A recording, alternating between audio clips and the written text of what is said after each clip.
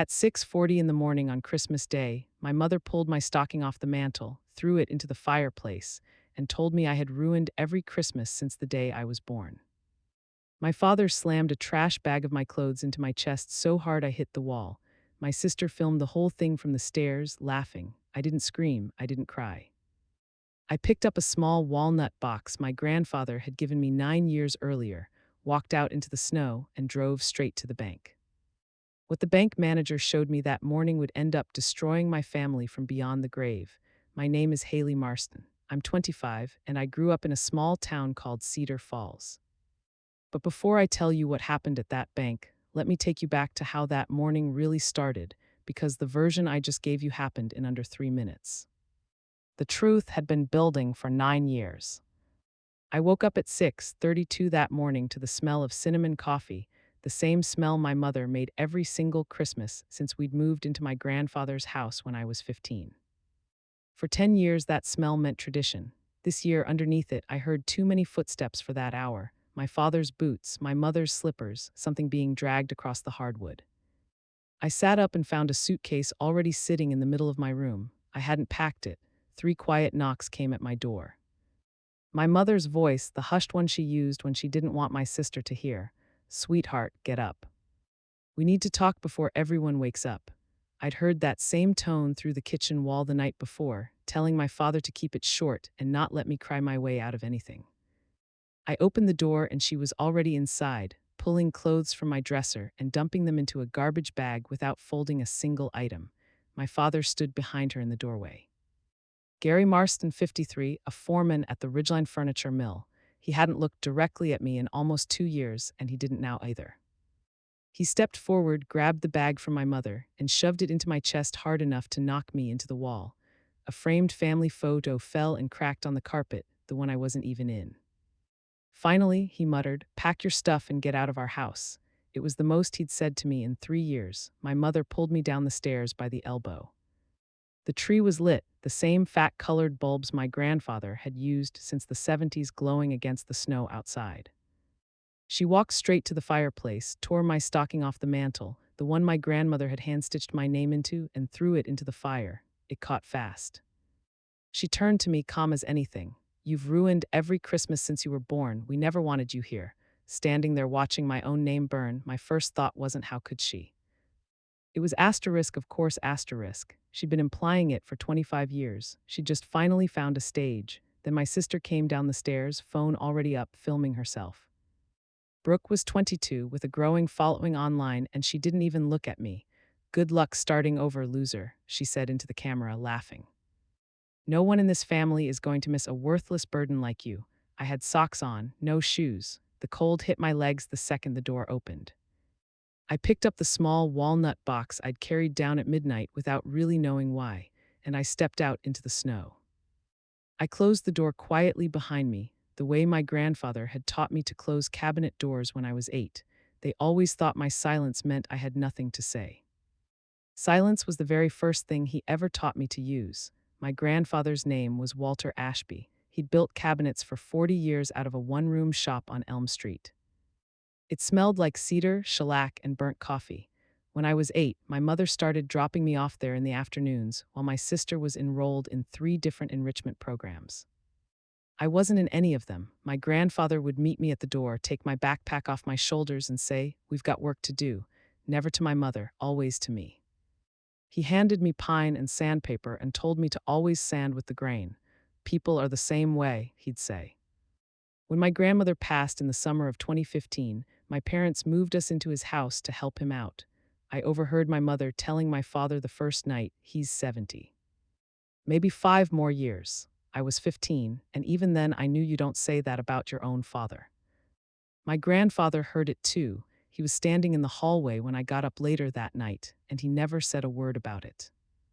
But the next morning, he asked me to start coming to the shop every Sunday. I did, until the week before he died. The following spring, at a family barbecue, my mother lost a bracelet and announced in front of 15 guests that I'd stolen it. When I told her I hadn't, she crossed the yard and slapped me hard enough to leave a mark. My sister laughed. My father looked at his shoes. My grandfather walked me into the kitchen, pressed ice to my cheek himself, and said quietly, "Don't cry in front of her. Save it, save everything." The next day, he handed me a small walnut box. Dovetailed corners, a cherry inlay on the lid, my name burned into the top. "Don't open it," he said, "just keep it. Anytime, any reason, any hour." I carried that box for 9.5 years without ever looking inside.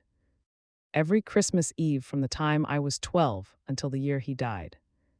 He'd find a reason to pull me into the shop to put the year to bed, as he called it, keeping me busy so my mother would have one less excuse to announce, in front of guests, that I'd ruined the holiday again. Different reason every year, same sentence every time. He got sick in the fall of 2024, pancreatic cancer. He died in October at 78. At the funeral reception, my mother cried louder than anyone, one hand pressed to her chest, accepting condolences like she'd earned them. The whole time, I watched her glance at the bookshelf where he kept his important papers, looking at it the way someone looks at a door they already have the key to. There's a kind of math toxic families run. From the outside, it looks like generosity. One kid gets summer camp braces, the bigger room because she's the talented one. From the inside, it's simpler. One child is an investment. The other is a deduction. My sister went to a private academy from 6th grade through senior year, tuition that ran tens of thousands a year. I went to public school, and when I asked at 17 if there might be money for college, my mother told me, practiced and calm. That college wasn't my thing. I put myself through an associate's degree working 3 years at a bar, over $11,000 in loans, mine alone. I stopped asking after that. What I didn't know, what I wouldn't know until I walked into that bank, was that there had always been money set aside for me. It had just been quietly redirected somewhere else for years. If you've ever had someone in your own family casually rank your worth out loud, not in a fight, just offhand, stirring their coffee on a random afternoon type, I heard it too in the comments. I'd like to know we're not the only ones. That November, my mother posted a banner across her lifestyle blog, "Big changes coming for the Marston family." The Lord is moving. She had thousands of followers who thought she was inspirational. That same week, my sister's boyfriend Colton moved into my grandfather's old reading room, the one with green wallpaper where he taught me cribbage at 9, and repainted it in 2 days. 3 days after moving in, he told me my aesthetic didn't fit the brand they were building. I said nothing and went upstairs. The night before Christmas, I overheard my parents in the dark kitchen. "After tomorrow," my mother said, "it's just our real family." My father didn't argue, he never did. I went to bed, pulled the walnut box out for the first time in years, set it on my nightstand, and looked at my name burned into the lid. I didn't open it. I slept 4 hours. When I woke at 6:32, it was already happening. I drove east with the heater on high, the trash bag in the passenger seat, and the walnut box on the dashboard. No shoes, just wool socks soaked through, a bruise already darkening on my collarbone. I pulled into an empty parking lot around 9 a.m. and finally opened that box for the first time in my life. The lid stuck. When it lifted, the smell of 9-year-old cedar drifted out. Inside were 4 things. A heavy brass house key on a leather tag that read "Front Door 1971", a folded scrap of paper in pencil, "Anytime, any reason, any hour", a business card for Founders Trust Bank downtown. A manager's name printed on the front and on the back in my grandfather's handwriting, "Tell Martin you're the granddaughter. He'll know." And last, a black and white photograph I'd never seen my grandfather at 55, standing in the orchard, holding a newborn wrapped in a white blanket. On the back, my birth date. I sat there and cried for the first time that morning. Then I started the car and drove downtown. Founders Trust sat on Main Street in a 100-year-old brick building, the kind with a brass handle worn smooth by decades of hands. I walked in wearing wool socks and a bruised collarbone. A teller took one look at me, didn't flinch, and quietly picked up the phone. 90 seconds later, a man in his 60s in a worn brown cardigan walked out of a corner office and said without hesitation, "Miss Marston, please come with me." "Bring the box." I hadn't mentioned the box. His name was Martin Hale, and his office had a desk my grandfather had built with his own hands. He locked the door behind us and lowered the blinds one at a time before sitting down. "Your grandfather has been waiting for this day for 9 years," he said. "I've been waiting with him." He pulled a worn navy folder from a drawer, across the front in my grandfather's handwriting for Haley. Hold until she comes in. Sit down, he told me. What I'm about to show you is going to change everything your family just did to you. Your grandfather didn't just leave you a key. He left you a way to take everything back quietly and on paper. He walked me through it slowly. In the summer of 2016, 63 days after my mother slapped me at that barbecue, my grandfather had gone to an attorney down the street and asked one question. Could he put the house in his granddaughter's name without his daughter ever finding out? The answer was yes. He signed the paperwork with the same pencil he used in his workshop. The property went into a revocable living trust, his to live in for the rest of his life, but legally owned from that day forward by me. When he died, the trust converted automatically. No probate. No court filing, no conversation with my mother required. My parents had been living in my house rent-free for over a year without knowing it. There was more. A payable on-death account he'd quietly built over years from cabinet work. He never told my grandmother about $86,000, with my name as sole beneficiary, meant he'd told Martin. For the year she'll need it, and 3 separate bank records dated across the past year. Of my mother showing up demanding access to accounts that weren't hers, each time being told the same thing, each time leaving furious. On the last visit, she'd said on her way out, "She doesn't even know, she doesn't deserve to know." I read that line 3 times. There was one more thing Martin said, but it wasn't paper. He walked me down to the vaults. Inside the safety deposit box was a sealed envelope, "For my granddaughter, when you're ready to come home," and something wrapped in old gray flannel. A small brass key tied to a recipe card in his handwriting. Inside the envelope was a 2-page letter, his handwriting steady at first, then shaking toward the end. He wrote that he'd seen all of it, the slap, the room they gave my sister, the night he heard my mother count down his remaining years through the wall. He said he never spoke up because he didn't want to force me to choose between my mother and the truth, so instead he made the choice disappear entirely. The house was mine, the accounts were mine. None of it could be taken back. "You are not a burden," he wrote. "You never were. You were the one who came to the shop. You were the one who learned to sand with the grain. Don't apologize. Don't explain, just come home." I sat with that letter for a long time before I could stand up again. If you told me that morning that walking out into the snow with nothing would end with me holding the deed to my own house, I wouldn't have believed you.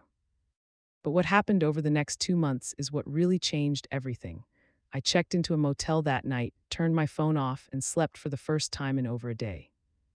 In the morning, I called the attorney whose name Martin had given me, Diane Whitmore, who'd handled my grandfather's trust from the very beginning.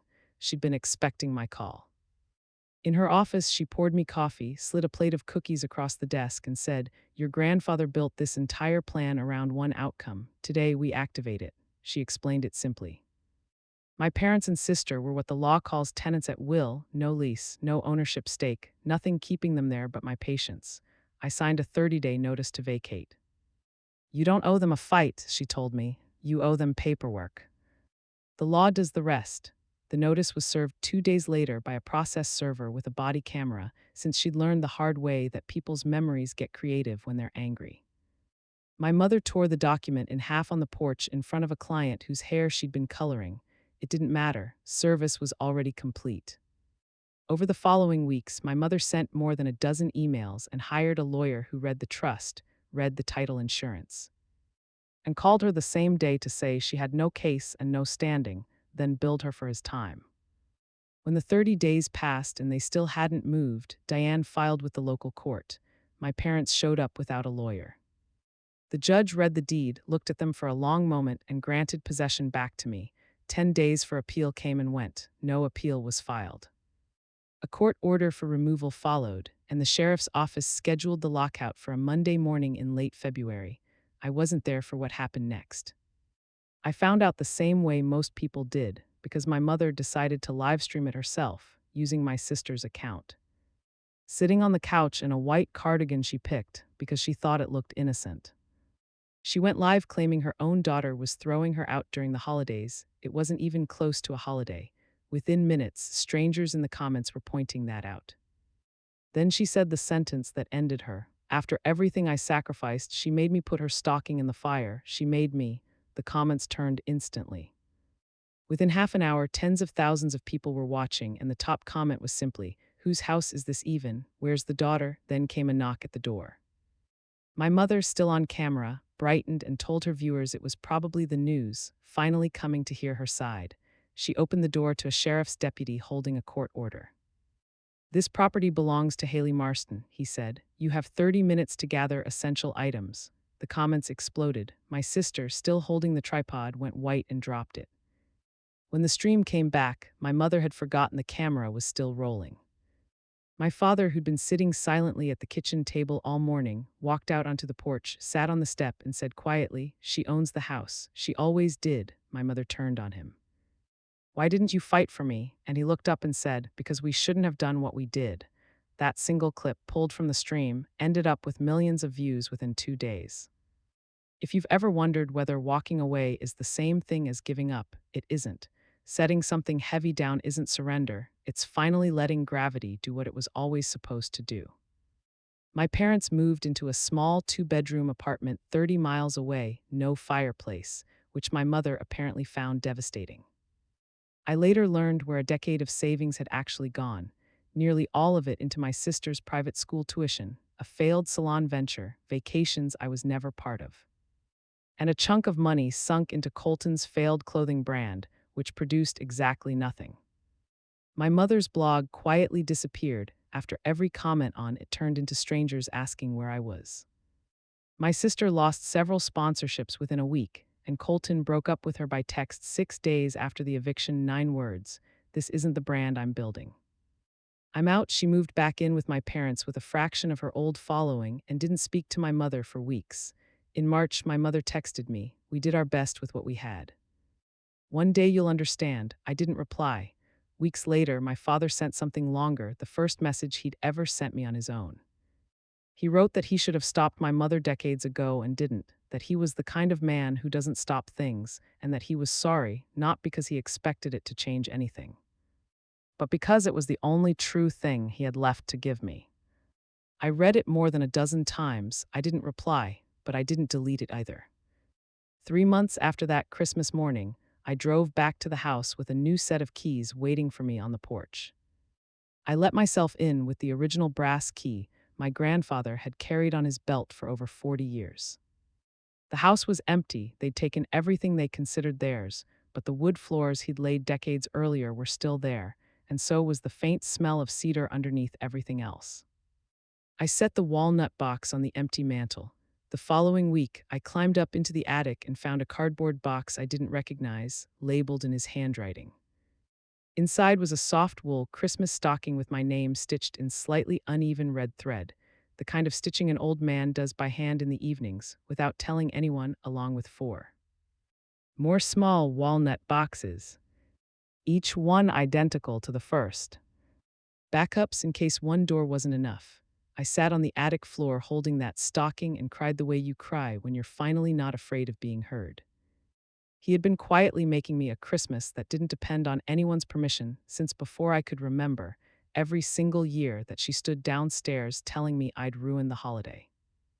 I hung the stocking on the mantel myself. I pulled his workbench back into the middle of the living room, laid out his chisels the way he taught me, and put on his old leather apron. I'm not a cabinet maker, and I probably never will be, but I'm learning the way he taught me, always with the grain. My grandfather didn't save me. People like to say that, but it isn't quite right. He built a door and left it exactly where I'd find it when I finally needed it. Walking through it that morning was still something I had to do myself. What he did, the thing only real love does, was spend 9 quiet years preparing for a storm he could see coming long before I could, so that when it finally hit, I wouldn't have nothing left to stand on. If you've ever been the quiet one in a loud family, I hope you hear this. The people who really love you don't always say it out loud. Sometimes they sign the paperwork. Sometimes they stitch your name into wool by hand in the evenings, year after year, and never mention it. Sometimes they spend nearly a decade quietly building you a door, and they leave it right where you'll find it the day you finally need to walk through one. I'm Haley Marston. I'm 25 and I live in the house my grandfather built with his own hands, the one he left me quietly years before I ever knew I'd need it. So tell me, what would you have done in my situation? Would you have walked into that bank the same way I did? Let me know in the comments where you're watching from tonight. And if this story meant something to you, hit like, subscribe, and share your thoughts below. I read every single one.